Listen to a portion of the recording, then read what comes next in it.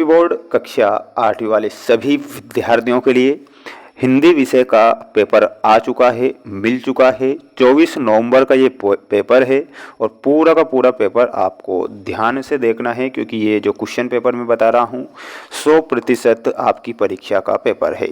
इसलिए ध्यान से इस क्वेश्चन पेपर को देखें और इन प्रश्नों को याद करें। चैनल पर नए हैं तो चैनल को सब्सक्राइब करके रखिएगा। सभी विषय के पेपर मैं यहाँ पर उपलब्ध आपको करवा रहा हूँ। प्यारे विद्यार्थियों, पहला प्रश्न ही आपको देखने को मिलेगा आपकी परीक्षा में जब पेपर हाथों में होगा। तो वीणा वादनी किसे कहते हैं? वीणा वादनी किसे कहा गया है? ऑप्शन दिए जाएंगे लक्ष्मी जी को, दुर्गा जी को, पार्वती जी को या फिर माता सरस्वती को। तो यहाँ पर आपको लिख कर आना है माता सरस्वती को वीणा वादनी कहा गया है, तो यहाँ पर सरस्वती करेक्ट करके आना है। वहीं अगला प्रश्न पूछा जाएगा आपकी परीक्षा में, एकाग्रता शब्द में कौन सा प्रत्यय जुड़ा हुआ है? देखिएगा यहाँ पर प्रत्यय शब्द आया है। तो प्रत्यय किसे कहते हैं? ऐसे शब्दांश जो किसी शब्द के अंत में जुड़कर उनके अर्थ में परिवर्तन करते हैं। तो अंत में क्या जुड़ा है? तो अंत में जुड़ा हुआ है ता प्रत्यय। तो हमारा प्रत्यय क्या निकलेगा? ता। लेखक ने किसे संजीवनी बताया है? तो लेखक ने स्वास्थ्य को संजीवनी बताया है। तो यहाँ पर आपको स्वास्थ्य करेक्ट करना है।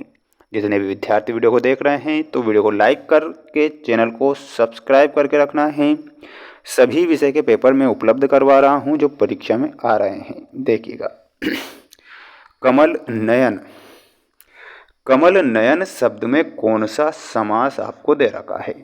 तो कमल नयन जो शब्द है इसमें आपको कर्मधारय समास बताना है। इहलोक का अर्थ क्या होता है? तो इहलोक का जो अर्थ होता है वो होता है मृत्युलोक, यानी कि पृथ्वीलोक को इहलोक कहा गया है। ठीक है, अगला प्रश्न ये रहा स्क्रीन के सामने। देखिएगा प्रश्न में आपसे पूछा जाएगा कलुष भेद तम हर प्रकाश भर। तो यहाँ पर प्रकाश सही हो जाएगा, आपको प्रकाश फील करके आना है। महाभारत में ने पांडवों को आत्मविश्वास से भर दिया था, तो यहाँ पर लिखना है श्री कृष्ण ने। श्री कृष्ण यहाँ पर करेक्ट होगा। तानसेन ने तन में होकर की साधना की थी, तो यहाँ पर लिखना है दीपक राग की साधना की थी। क्या लिखना है? दीपक राग। भेड़ाघाट जबलपुर से मील दूर है, तो कितने मील दूर हैं? 13 मील। दयनीय शब्द में कौन सा प्रत्यय है? तो दयनीय शब्द में आपको लिखना है ईय प्रत्यय। तो ईय हमारा सही उत्तर हो जाएगा। नेक्स्ट प्रश्न ये रहा स्क्रीन के सामने। सभी बच्चों को चैनल को सब्सक्राइब करके रखना है। सभी विषय के पेपर में उपलब्ध करवा रहा हूँ जो परीक्षा में आएंगे, इसलिए ध्यान से प्रश्न पत्र को देख कर ही जाएँ। देखिएगा दूध धारा क्या है? तो इसमें क्या लिखना है? नर्मदा का जल।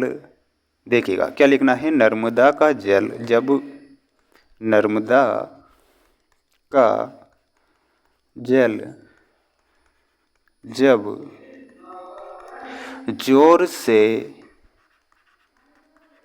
घर्षण करता है तो वह दूध जैसा दिखाई देता है।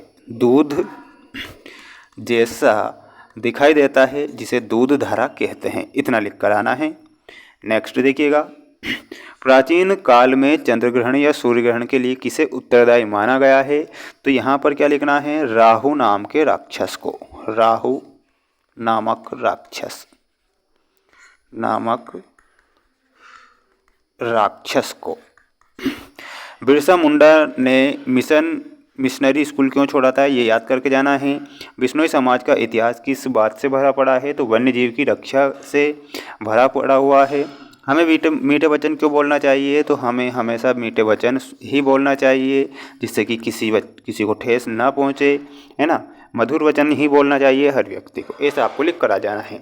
चैनल पर नए हैं तो सभी बच्चों को चैनल को सब्सक्राइब करके रखना है। प्यारे बच्चों, मेरे द्वारा आपको 4 सेट पेपर मोस्ट बताए जा रहे हैं। ये 4 सेट पेपर अगर आपने देख लिए ना तो 60 में से 60 नंबर आपके कहीं नहीं गए। ठीक है, ध्यान रखना है। मिलते हैं नेक्स्ट वीडियो में। जय हिंद।